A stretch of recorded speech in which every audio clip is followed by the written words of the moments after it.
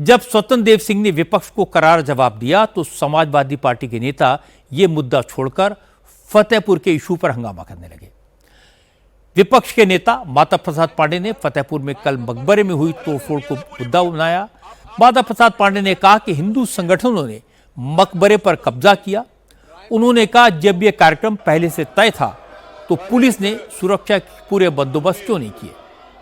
ऐसा लगता है ये सब यूपी सरकार के इशारे पर हुआ ताकि राज्य का सांप्रदायिक सौहार्द बिगड़े। समाजवादी पार्टी के नेता ने आरोप लगाया कि ये सब मुसलमानों को परेशान करने के लिए किया जा रहा है। इस पर यूपी के parliamentary affairs minister Suresh Khanna ने जवाब दिया। कहा इस मामले में पुलिस ने गड़बड़ी करने वालों के खिलाफ एक्शन लिया है। 10 लोगों के खिलाफ नामजद और 150 अज्ञात लोगों के खिलाफ संगीन धाराओं में एफआईआर दर्ज की गई है। सुरेश खन्ना ने कहा कि उत्तर प्रदेश में किसी को भी कानून व्यवस्था खिलवाड़ की इजाजत नहीं दी जाती। 11/8/2021 को शाम को 6:21 पर इस पर रिपोर्ट लिखी गई।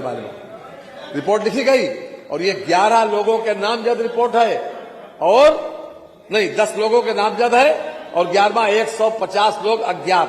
ये अपने आप में कल की जो घटना थी बाकायदा इस पर रिपोर्ट पंजीकृत हुई और पूरी तरीके से कानून अपना काम करेगा। जो भी कानून को अपने हाथ में लेने की कोशिश करेगा, जो भी कानून को अपने हाथ में लेने की कोशिश करेगा उसको न्यायिक प्रक्रिया के तहत दंड जरूर मिलेगा। मान्यवर जरूर मिलेगा। लेकिन विपक्ष के नेताओं ने इल्जाम लगाया कि पुलिस फतेहपुर में बीजेपी के जिला अध्यक्ष मुखलाल पाल को बचाने की कोशिश कर रही है। जिला अध्यक्ष का नाम एफआईआर में नहीं है, जबकि मुखलाल पाल ने ही लोगों को भड़काया, लोगों को इकट्ठा किया और मकबरे पर हमला करवाया। माता प्रसाद पांडे ने इस मुद्दे पर तुरंत चर्चा कराने की मांग की, लेकिन स्पीकर ने इजाजत नहीं दी तो हंगामा शुरू हो गया। कांग्रेस विधायक दल की नेता आराधना मिश्रा ने कहा सरकार ने मकबरे पर हंगामा करने वालों पर क्या कार्रवाई की। सवाल यह नहीं है, सवाल यह है कि फतेहपुर बीजेपी के अध्यक्ष को क्यों बचाया गया।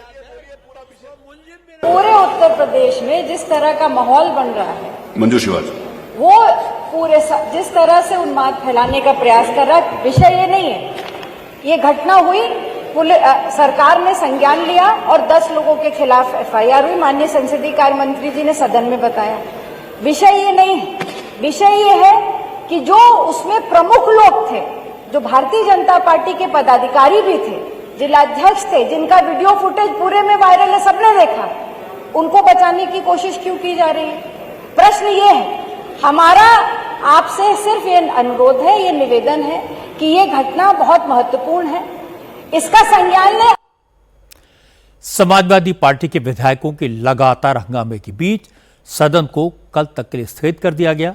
लेकिन नोट करने वाली बात यह कि फतेहपुर की घटना को लेकर जिन 10 लोगों के खिलाफ नामजद एफआईआर हुई है, उनमें पप्पू सिंह चौहान का नाम समाजवादी पार्टी के एक लोकल लीडर के तौर पर शामिल है।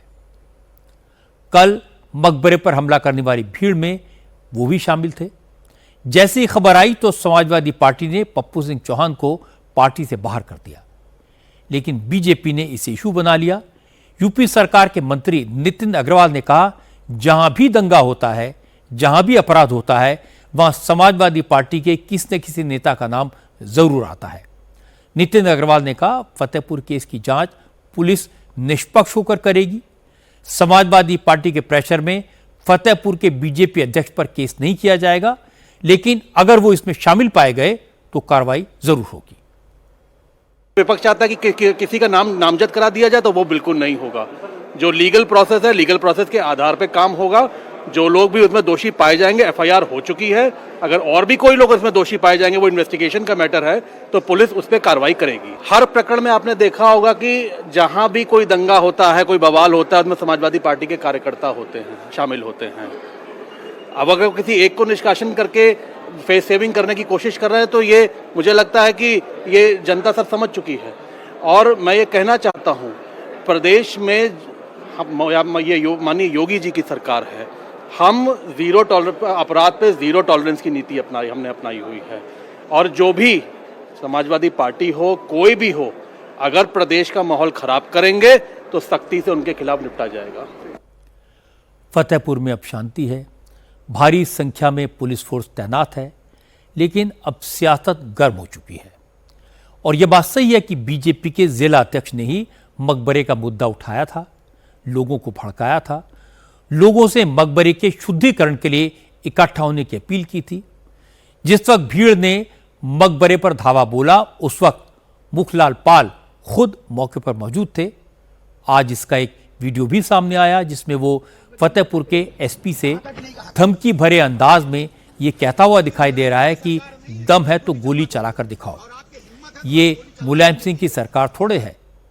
एसपी साहब, आपने कहा था ना कि 7 बजे हम बैठक करेंगे, कहा था कि नहीं कहा था? बताइए। ये मुलायम सिंह की सरकार नहीं है कि आप गोली चलवा दोगे, और आपकी हिम्मत है तो आज गोली चलवा कर देखिएगा। अरे बार बार कह रहा हूँ आपको, घूमते रहते हैं। कल आपने 7 बजे कहा था, क्यों नहीं बुलाया भाई? क्यों नहीं बुलाया आपने? आपने स्पष्ट किया है कि 7 बजे आपने मनमानी की है, मैंने जिलाधिकारी महोदय को बताया है। इसी वीडियो को आज मायावती, अखिलेश यादव से लेकर असदुद्दीन ओवैसी तक तमाम नेताओं ने मुद्दा बनाया।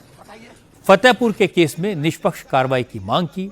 ओवैसी ने कहा कि कल फतेहपुर के विजुअल देखकर उन्हें 1992 का बाबरी मस्जिद का विध्वंस याद आ गया। देश में जहां जहां बीजेपी की सरकारें हैं, वहां एक ही एजेंडा है, किसी न किसी बहाने मुसलमानों को परेशान किया जाए।